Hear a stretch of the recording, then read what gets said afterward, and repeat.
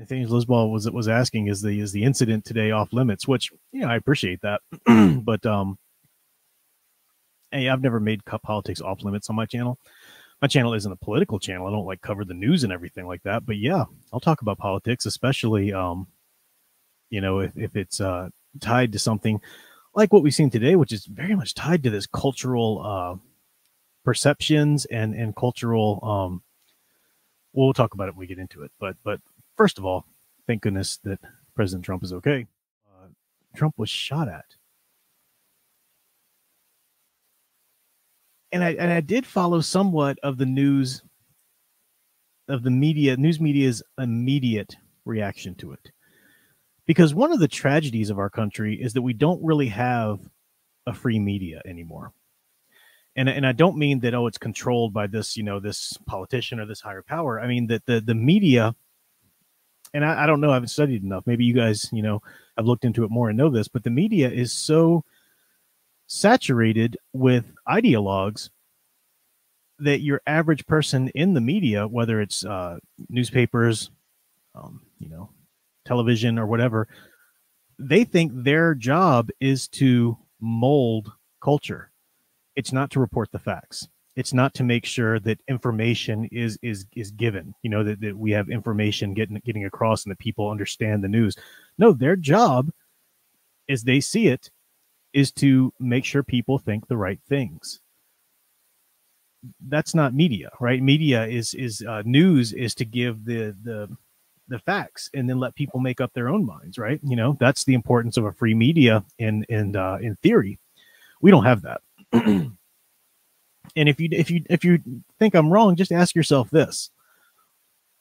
Imagine it had been Barack Obama speaking somewhere and he had been shot at. The media would declare national crisis. We would be in mourning as a nation, according to the media and all of this stuff. This would go on for, 6 months. We would be going on about this. But it was Trump. And the very first thing the news did, Sonny Graver read me NPR's initial coverage of it.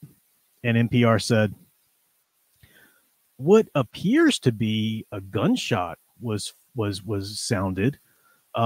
Trump slumped over and there appeared to be some blood in his face. We don't know whose blood that was. We don't know. I mean, they just tried their best to because they know that whoever did this, I didn't follow the news to the person who had been doing it, but whoever did it basically won Trump the presidency. I mean, this is, I know they're going to fight hard against that, but I'd be shocked. And I think that we'll probably be able to go back and look at this point, if not before, that this is, so they tried their best to just downplay this. Let's just not make such a big deal out of it. It's bad. Something happened, but let's move on to other things now, guys. I mean, they're really going to try and do that. They won't be able to do it as quickly as they can, but they're really going to try and be able to do that. Absolutely. And I remember when, and I'm saying, I'm kind of using Barack Obama as a comparison here, because even the staunchest, most leftist Democrat who tries their hardest to put Joe Biden on a pedestal has problems with him, right? I mean, there's rumblings right now in the party about them maybe trying to replace him and stuff like that. Not all Democrats are all leftists, but a lot of them, enough of them are trying to replace him as their candidate for it to be an issue, for it to be something that's talked about. So, really, I remember when Barack Obama was even running, and when he was elected, the media and Hollywood too, not just news media, but entertainment industry was trying to deify this man. They 8 straight years, we had to deal with them trying to deify a human being. Alex Ross did a picture of him with the O on his chest and the exact same, pose that he did Superman with.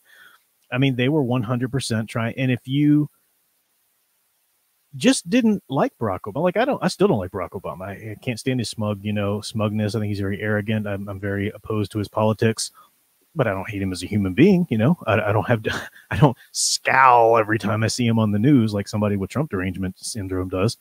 But even that, coming out, if it was revealed that you didn't like Barack Obama, if you didn't you were ostracized. You were just like, what? At first, you were like, what? How can you? What are you? How are you even say that? And, I mean, that's just a given. If a president's elected, there are going to be some people that like him and some people that don't. That's a deal with it. There's going to be. So it was. I remember the for the longest time when he was first elected, Barack Obama was first elected. It was just they tried desperately to just ignore and pretend that no dissenting voice was possible. Remember, there was a whole news campaign. We are one. The whole country is one. Everybody's come together now under him. No, he's a politician. He's going to have people that were for him and very much against him. That's just the way it's always been. But they tried their best, and they used the media to do that, to pretend that no dissent exists. No, everybody loves Obama. Then when Trump was elected president, first of all, that was just hilarious. I love watching the news shows, as he was elected, just because they just knew. They had told you how to vote. They told you. They told you not to vote for him. So, of course, you weren't going to vote for them because they had told you. They're the news media. They're the Hollywood media. They are the ones in charge. And they just couldn't believe it that voters didn't listen to them. The voters, voted for what they wanted. And I remember immediately, there was this, I mean, you guys know the whole Trump derangement syndrome, the outcry. I remember going to a science fiction convention somewhat shortly after the election, within a couple months or something like that. And what was his name? Nicholas Meyer, I guess, the guy who wrote Star Trek II, and he also wrote the novel about Jack the Ripper and H.G. Wells and everything like that. Really great writer. And I remember he had a button on it the whole time he was there talking to fans called "The Resistance." We're resisting, this Trump person that we're not even going to call president.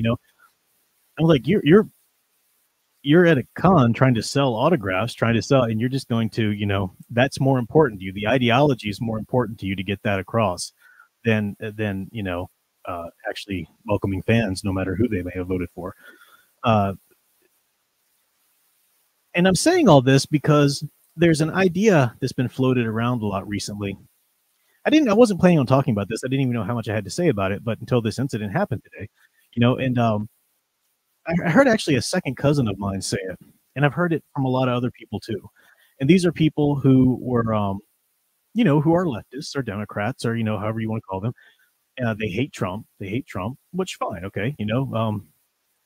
I don't really hate any individual, but, maybe in slang terms, you might say, oh, I hate Obama. I can't stand Obama. Sure. Maybe I can say that, in sort of a, unguarded way of speech, but I don't literally hate anybody. But these people truly hate Trump. These people, despite what they might say, are bummed that the bullet didn't make its mark today. They really are. They're that deranged.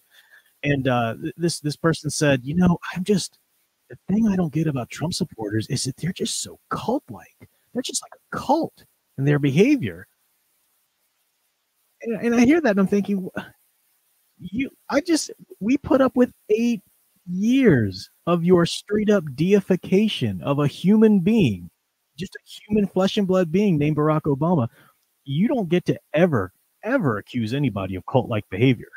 That's just not going to happen. But they can't see that. They can only see they're the good people, and people who disagree with them are ignorant or evil. That's just how that works. It is tied to what I talk about in the channel because it's how we think of heroes, how we make heroes. We did a whole book study on Dune, and Frank Herbert talking about the danger of making any individual human being the superhero, level and stuff.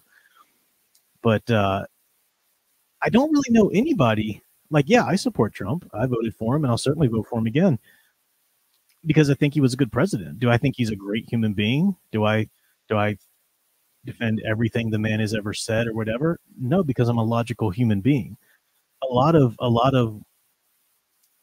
leftist ideologues that I've talked to. I'm not talking about just somebody who might have more leftist politics or might just have more democratic, leanings, whatever. But the leftist ideologues, they don't know how to just support a human being and not worship him, right?